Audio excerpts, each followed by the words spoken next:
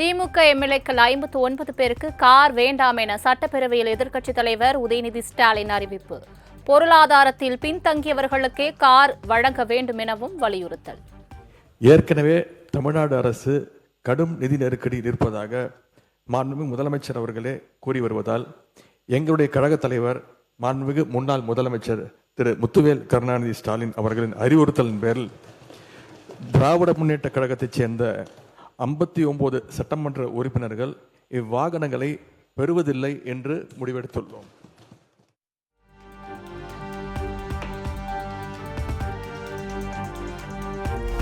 எல்லோரும் சமம் என்றுதான் முதல்வர் அறிவித்தார். அதனை எதிர்க்கட்சித் தலைவர் அரசியலாக பார்க்க கூடாது என அமைச்சர் ஆதவர்ஜுனா வலியுறுத்தல். சொந்த பங்களாக்களை விட்டு அரசு பங்களாவை உதயநிதி கேட்கவில்லையா எனவும் கேள்வி. இப்ப மாண்புமிகு எதிர்க்கட்சி தலைவர்கிட்ட 2-3 வீடு இருக்கு. ஆனா அரசு பங்களால இருக்கிறாருல்ல, அவர் லெட்டர் என்கிட்ட தான் கொடுத்தாரு. பொதுப்பணித்துறை அமைச்சரா என்கிட்ட தான் கொடுத்தாரு. எனக்கு அரசு துறையுடைய பங்களா வேணும்னு கொடுத்தாரு. உடனே நம்ம கேட்க முடியுமா? மாண்புமிகு எதிர்க்கட்சி தலைவருக்கு 2-3 பங்களா இருக்கு, அதனால அரசு துறை பங்களா கொடுக்க மாட்டோம்னு சொல்ல முடியுமா? எங்களுடைய முதலமைச்சர் சொன்னாரு, அவர் கோரிக்கை கொடுத்தாரு. ஏற்கனவே கார் வைத்திருப்பவர்கள் விண்ணப்பிக்க மாட்டார்கள் என அமைச்சர் ஆதவர்ஜுனா விளக்கம். முதல்வர் அறிவிக்கும் போது அனைவருக்கும் என கூறுவது மரபு எனவும் பேச்சு. முதலமைச்சர் அனௌன்ஸ் பண்ணும் பொழுது பொதுவா அவையை பொறுத்த வரைக்கும் எல்லோரும் சமம்னு நினைக்கக்கூடிய ஒரு முதலமைச்சர், அதுதான் ஒரு புரோட்டோகால். அப்ப எங்க பொதுச்செயலாளர்கிட்ட கார் இருக்கு, என்கிட்ட கார் இருக்கு, இங்க இருக்கக்கூடிய எல்லாருக்கும் கார் இருக்கு. நாங்க போய் சட்டமன்ற உறுப்பினர் கார் வேணும்னு கேட்க போறது இல்லை. இது ஒரு அடிப்படையா இருக்கவங்களுக்கு புரிதல் இருக்கும். அரசியலா நினைச்சாதான் இது அரசியல்.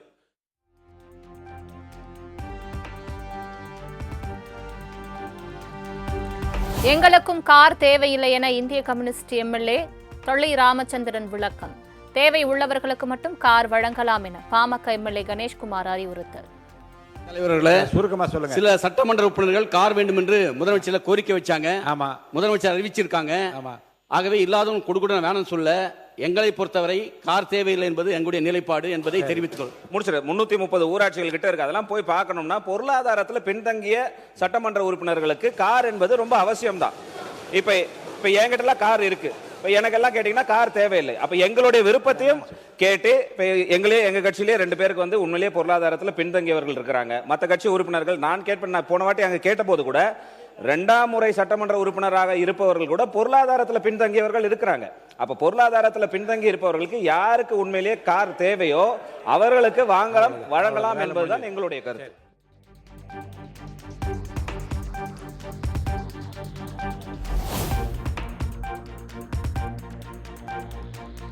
திமுக ஆட்சியில் 300க்கும் மேற்பட்ட ஒன்றிய சேர்மன்களுக்கு கார் வழங்கப்பட்டது. பொருளாதாரத்தில் பின்தங்கிய எம்எல்ஏக்களுக்கு மட்டும் கார் வழங்க வேண்டும் என திமுக வலியுறுத்திய நிலையில் அமைச்சர் ஷாஜகான் பதிலடி.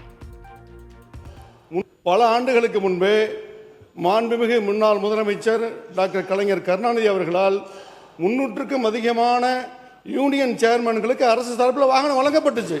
இது ஒன்றும் புதுசு இல்லை. அப்போல்லாம் நிதி நிலைமை அப்பவும் இப்படி தான் இருந்தது. அப்பெல்லாம் கேள்வி கேட்காம இப்போ ஒரு சட்டமன்ற உறுப்பினர்களுக்கு கிடைக்கிறது கேள்வி கேட்கறது சரியானதா பண்ணுங்க.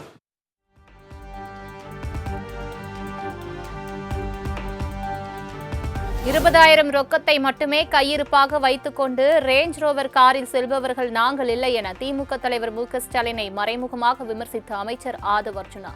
முடிந்தால் வழக்கு பதிவு செய்யுங்கள் என திமுக முன்னாள் அமைச்சர் கே.என். நேரு சவால். சட்டமன்ற உறுப்பினர்களுக்கு நீங்க உங்களுடைய தேர்தல் பத்திரத்தில் கார் இல்லைன்னு சொல்லலாம், வீடு இல்லைன்னு சொல்லலாம், 10,000 ரூபாய் பணம் இருக்குன்னு சொல்லலாம்.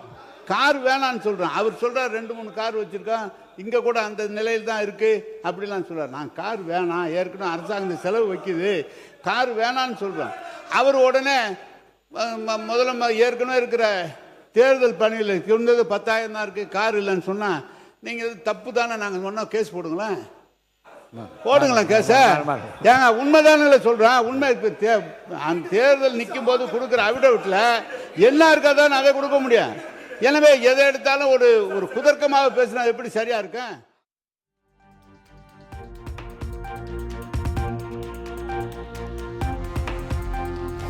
முதலமைச்சர் தன் மேசையில் 3 கோப்புகள் உள்ளதாகவும் அதை வெளியிட வைத்து விடாதீர்கள் என சொன்னார்.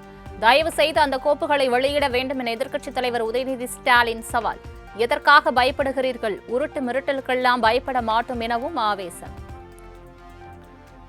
நேற்று முன்தினம் இந்த பேரவையிலே பேசின நம்முடைய முதலமைச்சர் அவர்கள் தன்னுடைய டேபிளில் 3 ஃபைல்ஸ் இருப்பதாகவும் அந்த ஃபைல்ஸை அவர் திறந்து பார்க்க வச்சிடாதீங்க அப்படிங்கிற தோணியில் எங்களுடைய அரசை குற்றஞ்சாட்டுகின்ற வகையில் குறிப்பிட்டு பேசியிருக்கிறாரு.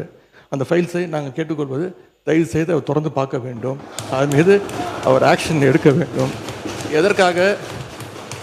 எதற்காக பயப்படுறீங்க? எதற்காக காலம் தாழ்த்துறீங்க? இதையே 3 மாசமா சொல்லிட்டு இருக்கிறீங்க. ஜோசியக்காரன் சொன்னாதான் அந்த ஃபைல் திறந்து பார்ப்பீங்களா? நல்ல நேரம் அதை பார்த்துட்டு இருக்கீங்களா?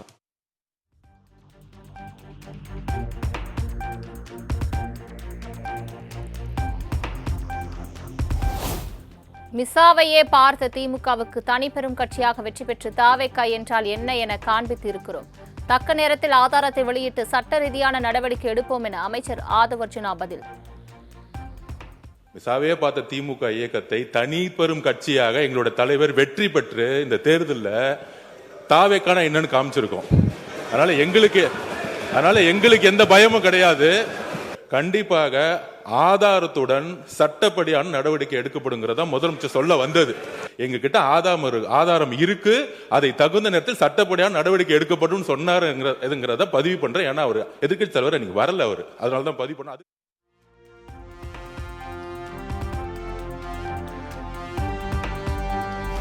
கோப்புகளை வெளியிட வேண்டும் என்ற எதிர்க்கட்சித் தலைவரின் கோரிக்கையை முதல்வர் கட்டாயம் நிறைவேற்றுவார். எதிர்க்கட்சித் தலைவர் உதயநிதி ஸ்டாலினுக்கு அமைச்சர் ராஜ்மோகன் பதிலடி. இந்த மாமன்றத்தில் ஆல்ரெடி அந்த ஃபைல்ஸ் இருக்கிறதே ஒரு சுட்டி காமிச்சார்.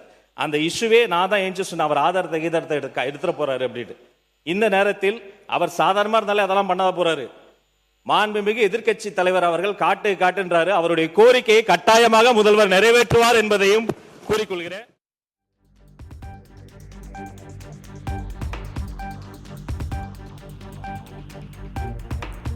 சோசியல் மீடியாவில் ட்ரெண்ட் ஆன பிறகு அவை குறிப்பில் சிலர் இருந்து சொற்களை நீக்குவதில் அர்த்தமில்லை என எதிர்க்கட்சித் தலைவர் உதயநிதி ஸ்டாலின் கருத்து. அனைத்தும் நேரலையில் செல்வதால் உடனுக்குடன் ரீல்ஸ் ஆவதாகவும் அதனை தடுக்க வேண்டும் எனவும் வலியுறுத்தல். குறிப்பிலிருந்து நீக்கிடுறீங்க, ஆனால் இதெல்லாம் நேரடி தொலைக்காட்சியில் போகும்போது இதெல்லாம் யூடியூப் சேனல்லையும் சோசியல் மீடியாலையும் ரீல்ஸாக கட் செய்யப்பட்டு அதிகமாக ஷேர் செய்யப்படுகிறது. அதன் பிறகு நீங்கள் இதில் நீக்குவதிலே அர்த்தம் இல்லாமல் போய்விடுது. எனவே இதை மீண்டும் உங்களுடைய கவனத்திற்கு நான் கொண்டு வர விரும்புகிறேன்.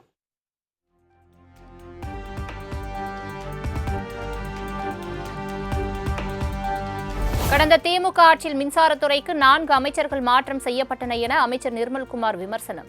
தாவேகா ஆட்சியில் அமைச்சரவையை மாற்றாமல் எப்படி ஆட்சி நடக்கிறது என்பதை பார்க்கிறேன் என முன்னாள் அமைச்சர் செந்தில் பாலாஜி சவால்.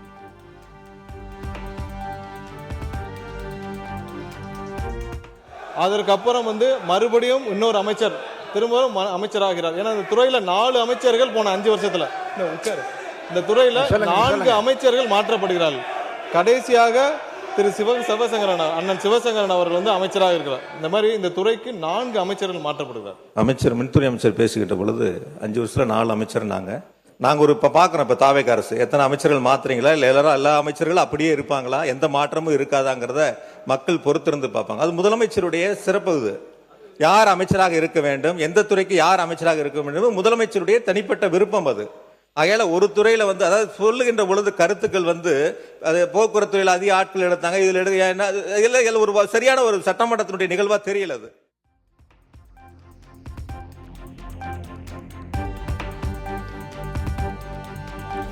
கடந்த ஆட்சியில் மேற்கொள்ளப்பட்ட டேபிள் ரீடிங் முறையே மின் கணக்கீட்டில் ஏற்பட்ட குளறுபடிகளுக்கு காரணம். 3 லட்சத்திற்கும் மேற்பட்டோருக்கு மின் கட்டணம் கூடுதலாக வந்துள்ளதாக முன்னாள் அமைச்சர் செந்தில் பாலாஜி தெரிவித்த கருத்திற்கு அமைச்சர் நிர்மல்குமார் பதிலடி. அசஸ்மெண்ட் எடுக்காம முந்தைய ரீடிங்ல பல இடங்கள்ல, பெரும்பாலான இடங்கள்ல முந்தைய ரீடிங், அதாவது ஜனவரி மாதம் என்ன ரீடிங் எடுக்கப்பட்டிருக்கோ அதையே பதிவு செய்து வைத்துள்ளார்கள் பெரும்பாலான இடங்களில். ஸோ நம்மளுடைய ஆட்சி வந்த பிறகு எல்லாம் மேனுவலாக கண்டிப்பாக ரீடிங் எடுக்கணும், எல்லாம் அசஸ் பண்ணி பண்ணுறப்போ அப்போ நேரடியாக போகும் பொழுது கடந்த 4 மாதங்களும் ஏன்னா அந்த ரீடிங் எல்லாம் மொத்தமாக வரும் பட்சத்தில் நிறைய இடத்துல அந்த மிஸ் மேட்ச் இருக்கு. அப்போ என்ன காரணம்னு பார்த்தால் முந்தைய காலங்களில் சரியாக மேனுவலாக போய் ரீடிங் எடுக்காமல், நேரடியாக போய் ரீடிங் எடுக்காமல் அது டேபிள் ரீடிங் என்ற பெயரில் போட்ட காரணம். அதை வருங்காலங்களில் கண்டிப்பாக நேரடியாக போய் எடுக்க வேண்டும், அதுலேயும் ப்ளூடூத் வழியாக மொபைல் எடுக்கணும்னு சொல்லி வலியுறுத்தி ஆல்ரெடி அதை உத்தரவிடப்பட்டுள்ளது.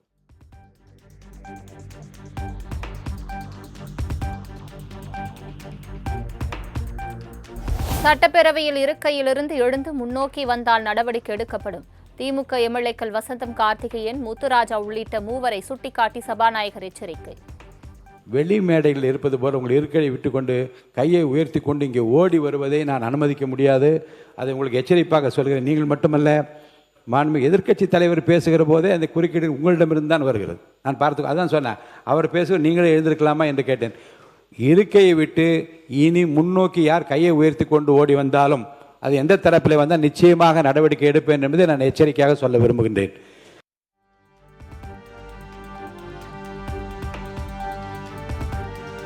சட்டமன்றத்தில் கருத்தை ஒட்டி பேரவையில் பாடல் பாடுவது தவறு இல்லை. சட்டமன்றமா சூப்பர் சிங்கர் நிகழ்ச்சியா என சந்தேகம் ஏற்படுவதாக கூறிய எதிர்க்கட்சித் தலைவர் உதயநிதி ஸ்டாலினுக்கு சபாநாயகர் பதில். எதிர்க்கட்சித் தலைவர் அவர்கள் பேசுகிற போது சூப்பர் சிங்கர் ஆகிவிட்டது எனக்கு இந்த சட்டசபை என்று சொல்வது கொஞ்சம் நீங்கள், ஏன்னா கருத்துக்களை சொல்லுகிற போது பாட்டு பாட விரும்புகின்றவர்கள் அந்த கருத்தை ஒட்டி பாடுவதில் எந்த தவறு இருப்பதாக தெரியவில்லை. அது சூப்பர் சிங்கர் என்கிற அந்த வார்த்தை அவசியமா என்று. இன்னொன்று,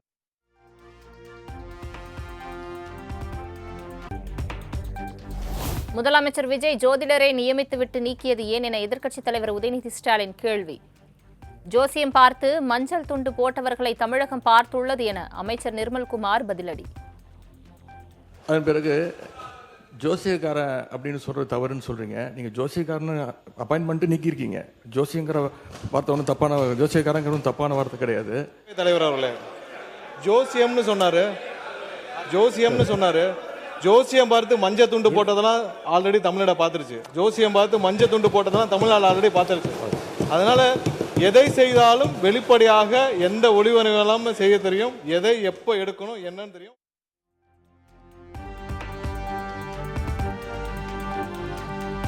சூப்பர் சிங்கர் நிகழ்ச்சிக்கு வந்திருக்கிறோமா அல்லது சட்டமன்றத்திற்கு வந்திருக்கிறோமா என்று நாங்கள் சந்தேகப்படும் அளவுக்கு சட்டமன்றத்தில் பாட்டு நிகழ்ச்சி நடக்கிறது. நாங்களே ஆச்சரியப்படும் அளவுக்கு அமைச்சர்கள் பதில் சொல்வதாகவும் எதிர்க்கட்சித் தலைவர் உதயநிதி ஸ்டாலின் சாடல். லைவ்ல எல்லாமே போயிட்டு இருக்கு.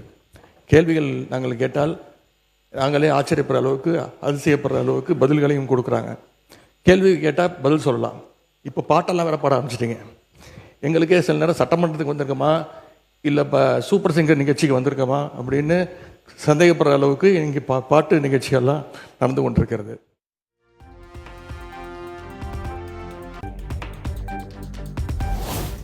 சட்டப்பேரவையில் தாவேக அரசை வெற்றி அரசு என குறிப்பிட்ட அதிமுக எம்எல்ஏ சி.வி. சண்முகம். விழுப்புரம் மாவட்டத்தில் ஜே ஜெயலலிதா பல்கலைக்கழகம் மூடப்பட்டுள்ள நிலையில் அதனை திறக்க நடவடிக்கை எடுக்க வேண்டும் என வலியுறுத்தல். ஜெயலலிதா பல்கலைக்கழகம் என்று தொடங்கப்பட்டது. அந்த பல்கலைக்கழகத்தை பல்வேறு காரணங்களால் அது மூடப்பட்டிருக்கிறது. மாண்புமிகு இன்றைக்கு அமைந்திருக்கிற இந்த வெற்றி அரசு மாண்புமிகு அம்மாவோட பெயரிலே தொடங்கப்பட்ட அந்த பல்கலைக்கழகத்தை மீண்டும் தொடங்கப்படுமா என்பதை நான் தங்கள் வாயிலாக கேட்டுக்கொள்கிறேன்.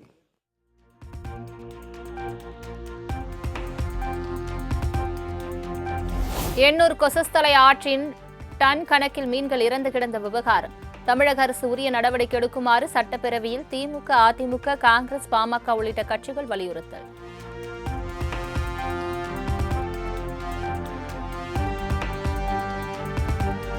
சென்னை எண்ணூர் கொசஸ்தலை ஆற்றில் மீன்கள் செத்து மிதந்ததற்கு மனித கழிவுகளே காரணம். தொழிற்சாலை கழிவுகள் கலக்கவில்லை என முதற்கட்ட விசாரணையில் தகவல். 10 நாட்களில் விரிவான அறிக்கை தாக்கல் செய்யப்படும் எனவும் சுற்றுச்சூழல் துறை அமைச்சர் ராஜு உறுதி. மெயினாக அந்த டிசால்வேஷன் கம்மியாகிறதுக்கு மனித கழிவுகள் கலப்பதற்கும் சில காரணங்கள் இருக்குது, கழிவுநீர் கலக்கிறதுக்கும் காரணம் இருக்குது.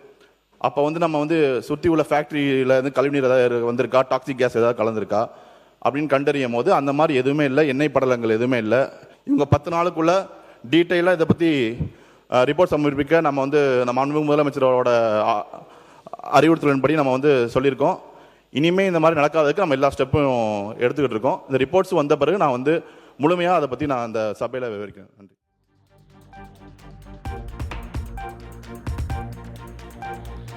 சட்டப்பேரவையில் முதல்வர் சிரிப்பதை வீட்டிற்கு சென்றுதான் பார்க்கிறோம். இங்கேயே ஒரு ஸ்கிரீன் வைத்து கொடுத்தால் நன்றாக இருக்கும். தாவேக எம்எல்ஏ கல்லானை சபாநாயகரிடம் கோரிக்கை. தலைவர் தளபதி அவர்கள் எங்கு சென்றாலும் ஓடோடி போய் சின்ன வயசுல இருந்து பார்த்த எங்களுக்கு இன்று எங்கள் அருகிலேயே அமரும் பாக்கியத்தை கொடுத்திருக்காரு. அதில் ஒரு சின்ன வருத்தம் என்னன்னா, அவரோட முகத்தை எங்களால் கண்டுகளிக்க முடியல. அவர் எதிர்கட்சிகள் இப்போ அண்ணன் வந்து சாமி அமைச்சன்னு சொன்னா கூட குலுங்கி குலுங்கி சிரிச்சன்றதை ஈவினிங் போய் டிவியில தான் பார்த்தோம். அப்படி எதிர்கட்சிகள் தன்னோட அரசை பற்றி சொன்னா கூட அதை பற்றிலாம் அதுல வந்து காமெடி இருக்குன்னா, சிரிக்கிற ஒரு தலைவன் எதை பத்தியும் மாற்றான் தோட்டத்து மல்லிகைக்கு மனமுண்டு சொன்ன அண்ணாவின் வழி வந்த எங்கள் அண்ணா அவரின் முகத்தை, அவரது அழகிய முகத்தை பார்ப்பதற்கு ஒரு ஸ்கிரீன் ஏதாவது ஏற்பாடு செய்து தருமாறு எனது தனிப்பட்ட கோரிக்கையாக உங்களுக்கு வேண்டுகோள் இருக்கிறேன்.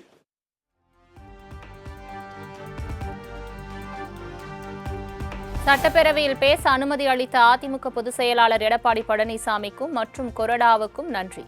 மானிய கோரிக்கை மீதான விவாதத்தில் பங்கேற்ற அதிமுக முன்னாள் அமைச்சர் நத்தம் விஸ்வநாதன் பேச்சு. இந்த மானிய கோரிக்கையின் மீது எனக்கு பேசுவதற்கு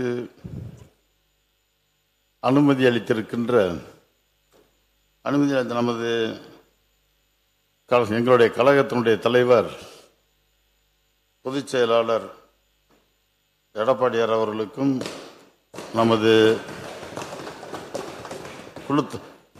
கொறடா அவர்களுக்கும் கொறடா அவர்களுக்கும் எனது நன்றியை தெரிவித்துக் கொள்கிறேன்.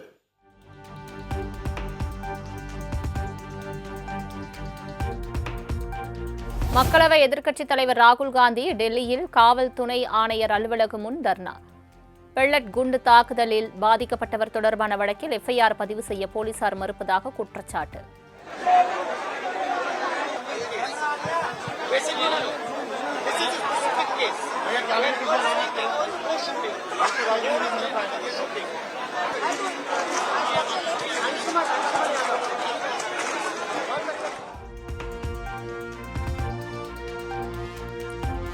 உலக புகைப்பட தினத்தை முன்னிட்டு பத்திரிகை புகைப்பட கலைஞர்களை நேரில் வரவழைத்து கௌரவித்த முதலமைச்சர் விஜய்.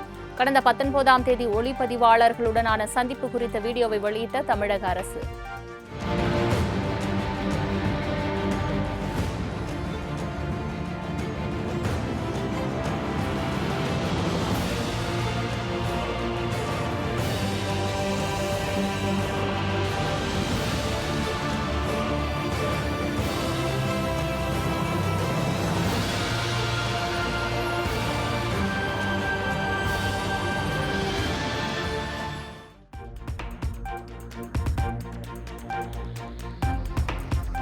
சட்டமன்ற கூட்டத்தொடர் செப்டம்பர் 9ஆம் தேதி வரை நடக்கும் நிலையில் கூட்டம் முடியும் வரை அலுவலக பணியாளர்கள் 9 மணிக்கு அலுவலகம் வர வேண்டும்.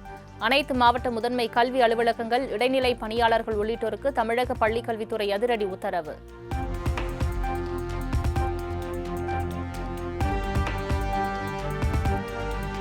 பாஜகவில் தேசிய அளவிலான பொறுப்புகள் அறிவிக்கப்பட்டுள்ள நிலையில் பாஜக மாநில தலைவர் நயினார் நாகேந்திரன் டெல்லி பயணம். தமிழகத்தில் புதிய பொறுப்புகள் அறிவிக்க வாய்ப்புள்ளதாக கூறப்படும் நிலையில் வானதி சீனிவாசன் உள்ளிட்ட மூத்த நிர்வாகிகளும் டெல்லி செல்ல உள்ளதாக தகவல்.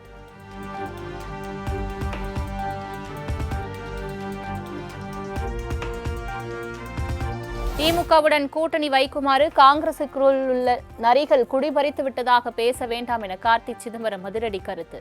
கூட்டணி வைக்க ஒருவர் முடிவெடுத்து விட்டார், திணித்து விட்டார் என பேசுவதை ஒருபோதும் ஏற்க முடியாது என சென்னையில் நடந்த காங்கிரஸ் பொதுக்குழு கூட்டத்தில் அமைச்சர் விஸ்வநாதனுக்கு பதிலடி. அந்த முடிவை யாரோ ஒரே ஒருத்தர் எடுத்தாரு, அதை திணித்தார்கள் என்று சொல்வதெல்லாம் தவறு. குறிப்பாக அமைச்சர் விஸ்வநாதன் அவர்கள் பாண்டிச்சேரியில பேசின பேச்சு எனக்கு உகந்தது கிடையாது. அவர் பாண்டிச்சேரியில பேசும்போது சில குள்ளநெறிகள் குளிப்பறித்தார்கள் என்று சொன்னார். அதை நான் ஏற்கவில்லை. அதை நீங்கள் யாரும் ஏற்கக்கூடாது. நடந்த உண்மை என்னவென்றால், ஒரு கலெக்டிவ் டிசிஷனை கட்சி எடுத்துச்சு. சில சமயம் கலெக்டிவ் டிசிஷன் கரெக்டா போகும், சில சமயம் கலெக்டிவ் டிசிஷன் தப்பா போகும். நான் ஒத்துக்கிறோம், எல்லாரும் கலெக்டிவ் டிசிஷன் எடுத்தவங்க எல்லாரும் ஒத்துக்கிறோம், அந்த கால்குலஸ் தப்பா போச்சு. ஆனா தேர்தலுக்கு அப்புறம் அதை ஒரு வாய்ப்பை பயன்படுத்தி கொண்டோம். ஆனால் கட்சிக்குள்ளே இருந்து குள்ளநெறிகள் குளிப்பறித்தார்கள் என்று ஒரு அமைச்சர் சொல்வதை ஏற்றுக்கொள்ள முடியாது. அதை தவிர்க்க வேண்டும். எம்எல்ஏக்களை போல தமிழகத்தில் ஒவ்வொரு ஊராட்சி மன்ற தலைவர்களுக்கும் கார் வழங்கலாம். தமிழக அரசுக்கு காங்கிரஸ் கமிட்டி மாநில தலைவர் மாணிக்கம் தாக்கூர் கோரிக்கை. கேட்குறாங்க என்னன்னா, இங்கே கடன் கொடுங்க, இல்லை எங்களுக்கு கார் வசதி இல்லை, அது கொடுங்கன்னு தமிழக அரசு ஒரு ஸ்கீம் இருக்குது. அதுக்கு பார்த்தீங்கன்னா இல்லாத வில்லத்தனது மாதிரி நம்ம உருவாக்குறது நியாயம் இல்லாது என்னை பொறுத்தவரைக்கும். நான் இன்னொன்று சொல்லுவேன், கவுன்சிலருக்கே நீங்கள் வசதி செஞ்சு கொடுக்கணும்பேன். கவுன்சிலர் நேர்மையான கவுன்சிலர் யார் வர விரும்புகிறான்? இப்போ எல்லாம் கட்டிக்கு வாங்குறதுக்கு காரணம் என்ன? அவன் செலவு பண்ணுதுங்கிறான். எனக்கு காசு இல்லைங்க, டெய்லி அவன் டீ வாங்கி கொடுக்க சொல்கிறான், அவனுக்கு கொடி கட்ட சொல்கிறீங்க, வந்தா அது பண்ண சொல்கிறீங்க, இது பண்ணி, இதனால தானே கரப்ஷன் நடக்குது. இது குறைக்கணும்னா நீங்கள் அவனுக்குள்ள வருஷத்தையே கொடுக்கலன்னு என்ன ஒன்று.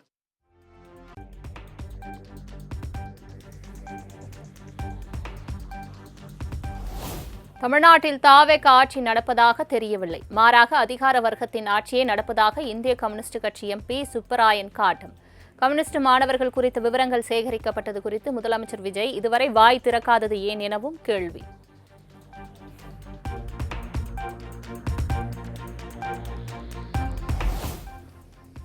மதுரை மீனாட்சி சுந்தரேஸ்வரர் கோவிலுக்கு சேவை செய்வதற்கான 60 கோடி மதிப்பிலான அறக்கட்டளை சொத்துக்களை பத்திரப்பதிவு செய்த விவகாரம். 19 பேர் மீது வழக்கு பதிவு செய்து ஏற்கனவே 5 பேர் கைதான நிலையில் ஓய்வு பெற்ற சார் பதிவாளர் அனந்தராமன் என்பவரை கைது செய்த மத்திய குற்றப்பிரிவு போலீசார்.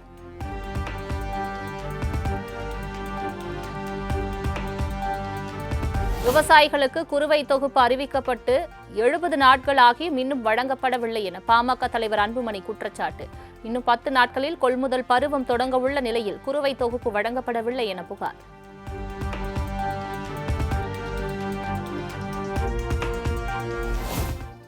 பழனி தண்டாயுதபாணி சுவாமி கோவில் உண்டியலில் 3 கோடி 60 லட்சம் ரொக்கம் காணிக்கையாக வசூல். 645 கிராம் மதிப்பிலான தங்கமும் 9155 கிராம் வெள்ளியும் என 1 கோடியே 13 லட்சம் ரூபாய் மதிப்பில் ஆபரணங்கள் காணிக்கையாக கிடைத்ததாக கோயில் நிர்வாகம் தகவல்.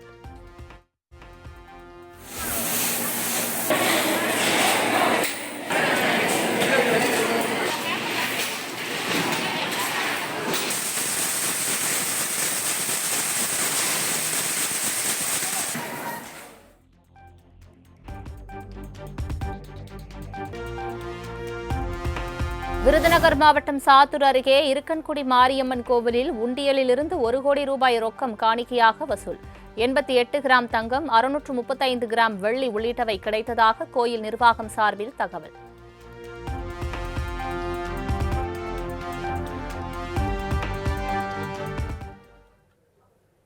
ஒரு சிறிய இடைவேளைக்கு பிறகு செய்திகள் தொடரும்.